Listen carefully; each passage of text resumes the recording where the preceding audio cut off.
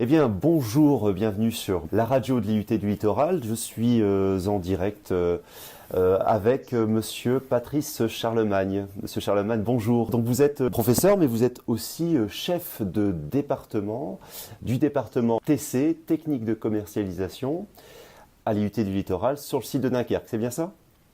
Oui, tout à fait. Je suis professeur agrégé d'allemand à la base et donc, comme vous l'avez dit, responsable de ce département technique de commercialisation. Alors, ce département, technique de commercialisation, c'est l'un des départements qui composent l'IUT du Littoral.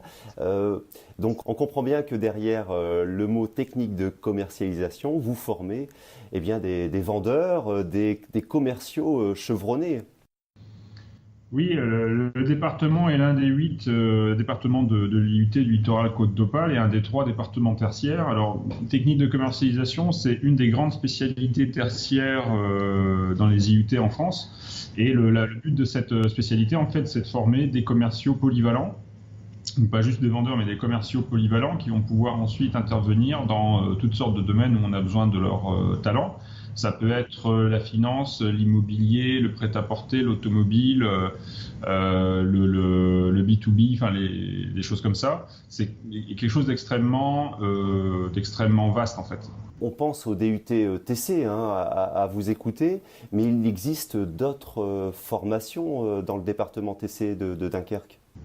Oui, le cœur de métier, je dirais, du département, comme tous les autres départements d'IUT, c'est le DUT, technique de commercialisation, qui forme un socle de connaissances et de compétences qu'on peut ensuite, relativement extrêmement riche, en fait, qu'on peut ensuite approfondir et affiner dans des licences pro, en particulier dans des poursuites d'études comme des licences professionnelles. Et le département compte 3 licences professionnelles, en l'occurrence. Donc d'abord, on a une licence professionnelle assurance banque finance qui forme des chargés de clientèle particuliers.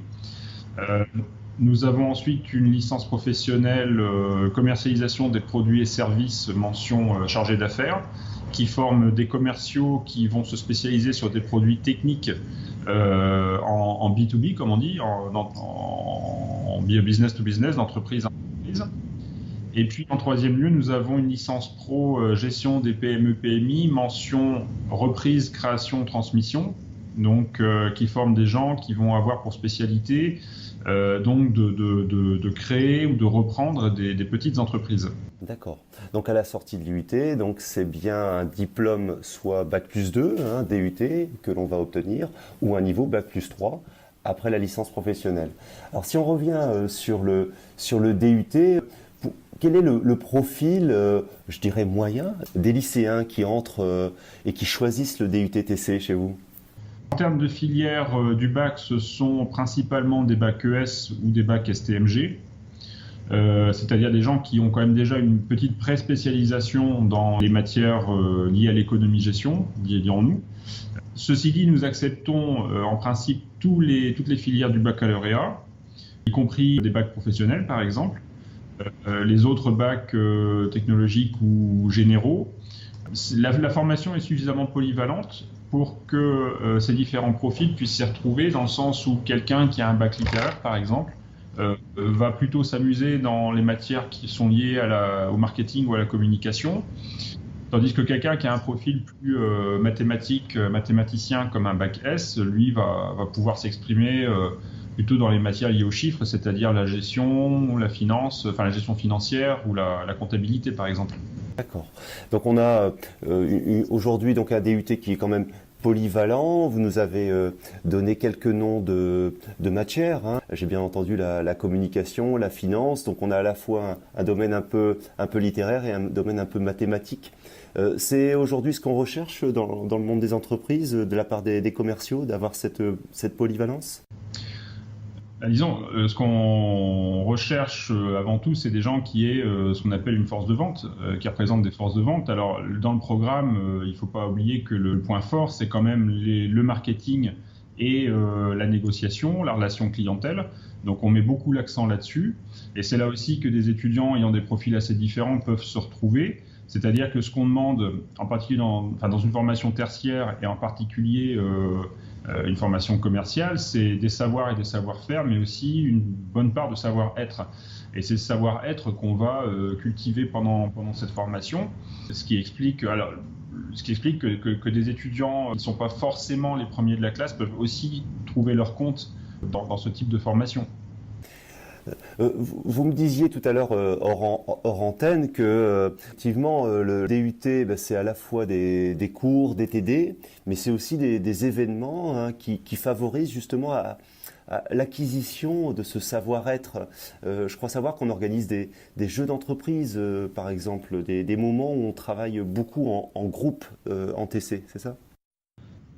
Le DUT repose sur une pédagogie active, c'est-à-dire que d'un côté, on a des cours classiques en groupe de TD, c'est-à-dire 28 étudiants, un peu comme au lycée, avec des matières qui sont tout de même orientées vers la pratique, et des contenus qui sont orientés vers la pratique, mais on a aussi des opérations de terrain. Alors, ça passe par les stages, évidemment, par les groupes de projets, et puis aussi par les simulations de gestion, par exemple, où on va mettre les étudiants en groupe de 5 ou 6.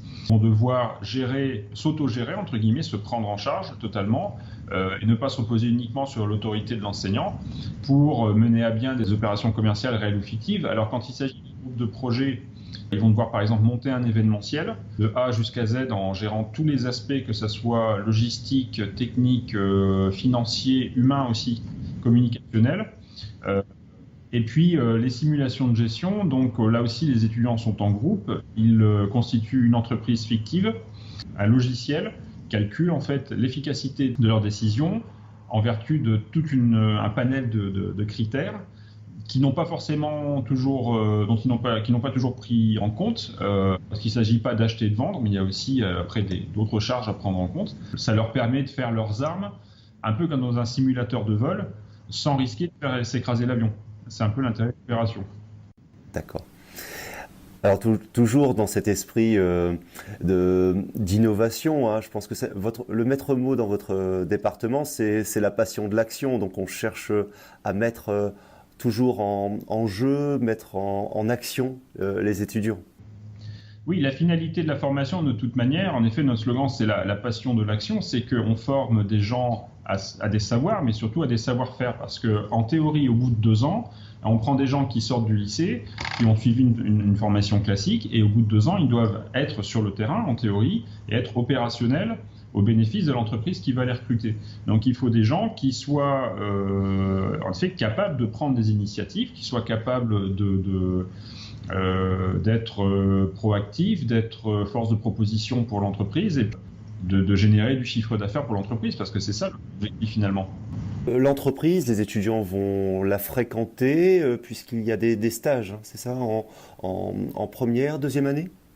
Tout à fait. Alors en DUTTC, il y a un premier stage d'1 mois dès la première année, dès le mois de janvier. Ce qui veut dire que les étudiants qui sont rentrés début septembre dans la formation doivent très rapidement chercher leur entreprise. Donc, ils sont très rapidement confrontés à cette démarche d'aller sur le terrain et de convaincre une entreprise de les recruter. Donc pour eux, c'est tout à fait nouveau en général, même s'ils ont fait un petit stage en 3e, mais c'est pas du tout la même dimension.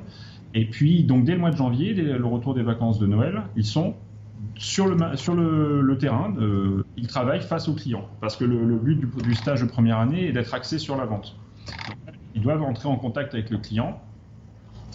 Donc c'est déjà une première expérience qui est enrichissante, et puis elle est complétée par le stage de 2e année, qui lui dure 2 mois, et qui se déroule à la fin des études, c'est-à-dire à partir des vacances de Pâques, et qui est clôturé en fait par la soutenance de stages, de même qu'en première année, qui constitue un peu une sorte de rite initiatique, parce qu'une fois que la soutenance est passée, eh bien, ils ont terminé leurs études en DUT.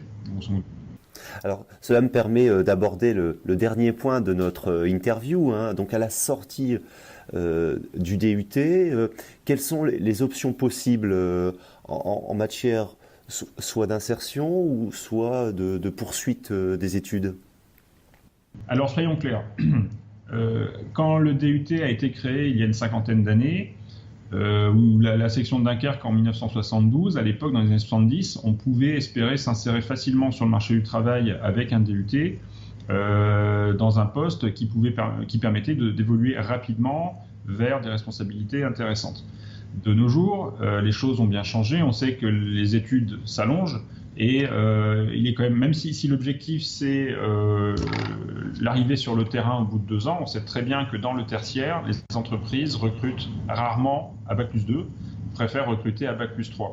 Donc, le DUT est un très bon socle de connaissances et de compétences, mais généralement les étudiants complètent cette formation avec une spécialisation en licence professionnelle, soit une des 3 qui sont au sein du département ou bien d'autres, ils ont le choix évidemment, et ça leur permet donc de s'insérer sur le marché du travail à un niveau d'assistant, ou bien s'ils préfèrent une poursuite d'études longues, à ce moment-là ils peuvent s'orienter vers par exemple une 3e année de licence générale, de licence d'économie ou de gestion, après une validation d'études pour pouvoir faire un master. Ils peuvent aussi éventuellement postuler à l'entrée dans les formations des IAE, Institut d'administration des entreprises, qui leur proposent donc des licences pro, des licences 3, puis des masters, qui sont très intéressants, ou bien aussi postuler à l'entrée au concours des écoles de commerce. Il y en a 200 en France, et on a tous les ans donc toute une proportion de nos diplômés qui s'orientent vers ces solutions-là. D'accord. Très bien. Bah, écoutez, Monsieur Charlemagne, je vous remercie d'avoir accepté notre invitation et bien pour retrouver les 8 DUT que composent l'IUT du littoral Côte d'Opale. Merci Monsieur Charlemagne et bah, à très bientôt pour d'autres interviews et certainement pour rencontrer certains de vos étudiants qui nous exposeront eh bien, leur projet et leur expérience ATC. Avec plaisir. Merci, au revoir.